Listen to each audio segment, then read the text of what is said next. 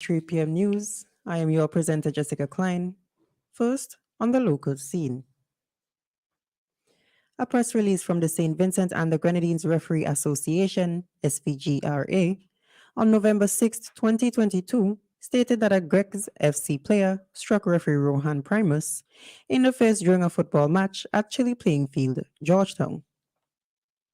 The association the association stated in a press release that they are extremely displeased with the current development, and the Football Federation has pledged to take this matter seriously. The SVG Referee Association stated that it will not tolerate any physical, verbal, or other forms of abuse against its officials or referees during the 2022-23 club championship. The statement further disclosed that the association will monitor the situation and any subsequent developments and will take the following actions. Should we be dissatisfied with the outcome of disciplinary proceedings, we reserve the right to handle this matter in the best interests of our officials, the SVGRA stated. Tuesday, 11th November 2022, will see 124 families across the volcanic hazard red zone of SVG receiving house repair support valued at EC $449,600. This initiative is a product of collaboration between two major non-governmental organizations, NGO, in SVG, the Rotary family in St. Vincent and the St. George Lodge. Both organizations have received financial support from numerous organizations and corporate entities, as well as their colleagues across the region, as part of continued efforts to support the recovery and rehabilitation of families impacted by the recent volcanic eruptions. The organization's knowledge of the devastating impact on families by Las Ofres volcano led to the decision of channeling the funds to assist families with minor repairs to their homes. Earlier this year, they provided similar support in excess of EC $170,000 when they executed Part 1 of their housing project.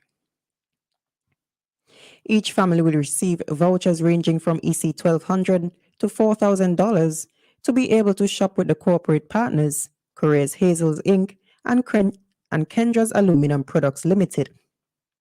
The vouchers can be used to purchase materials to repair roofs and to purchase doors and windows that were damaged during the volcanic eruptions in 2021. Still on the local scene, St. Vincent and the Grenadines recorded its 36th homicide over the weekend, and the island's Prime Minister Dr. Ralph Gonsalves stated that the police force must do more to combat the crime problem. On November 5th, two young men were shot and killed in the settlement of Redemption Sharps. Gonsalves, speaking on state radio, said that he has informed Police Commissioner Colin John that monitoring must be enhanced because there is a lack of actionable intelligence regarding some crimes. There is still an insufficiency of actionable intelligence in relation to certain crimes, and that has to be reviewed. The commissioner knows this, and everybody in the police force knows this. You can't fight crime just with force, from the police standpoint. You have to have the intelligence to try as much as possible to stay ahead of the curve, the Prime Minister stated. Gonsalves stated that sometimes with really good actionable intelligence, it is possible to prevent a murder. The Prime Minister said, "I'm not talking about electronic surveillance. There are other forms of intelligence. I'm talking about human form intelligence, which we can ramp up to help us better tackle crime." Gonsalves also stated that the police had made intelligence advancement, but that more must be done.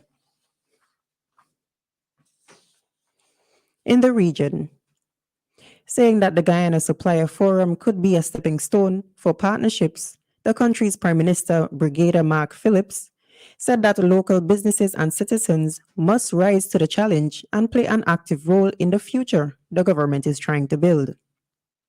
Minister Phillips, who has responsibility for energy and information and communications technology (ICT), officially opened a two-day event at the National Track and Field Facility in Leonora on Tuesday.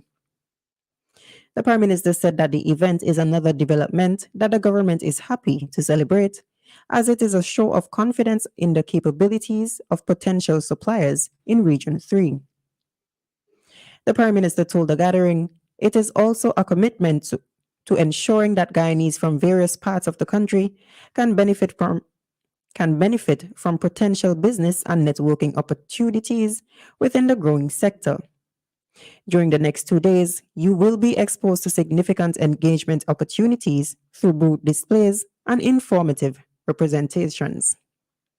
He further explained that recruitment agencies will be at the event to provide access to employment opportunities.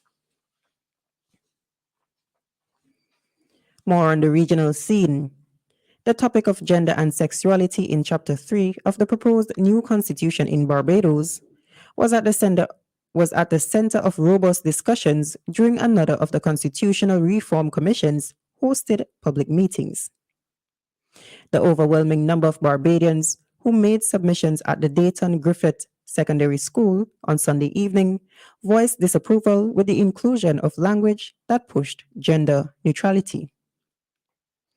Many made the argument that if Barbados accepts and encourages this agenda through its constitution, the island will be going down a slippery slope.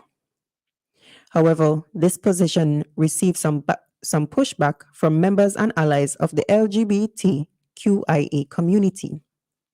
Isadora Barrow, while calling for the inclusion of gender identity and sexual orientation to be added to the language in Chapter 3 of the Protection of the Fundamental Rights and Freedoms of the Individuals, also advocated for the removal of the buggery and indecency laws from the statute book. She stressed the importance because, according to her, while the rest of the world moves forward, there are some among the Barbadian society who remain subjected to the shadows and the recesses based on their gender identity and orientation.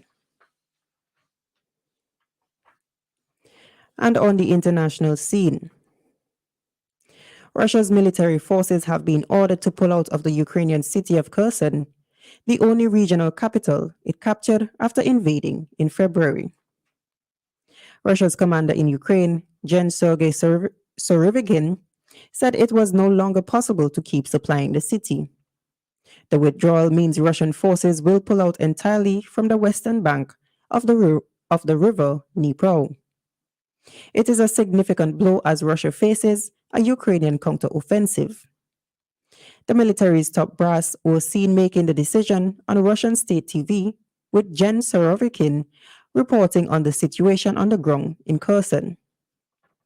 President Vladimir Putin did not take part in the stage event, as it seems the architect of Russia's failing war in Ukraine have left the announcement to his generals. This has been WEFM's news. This has been WEFM's 3 p.m. news. I have been your presenter, Jessica Klein. Join us again at 5:30 p.m. for WEFM's evening news, and we thank you for listening.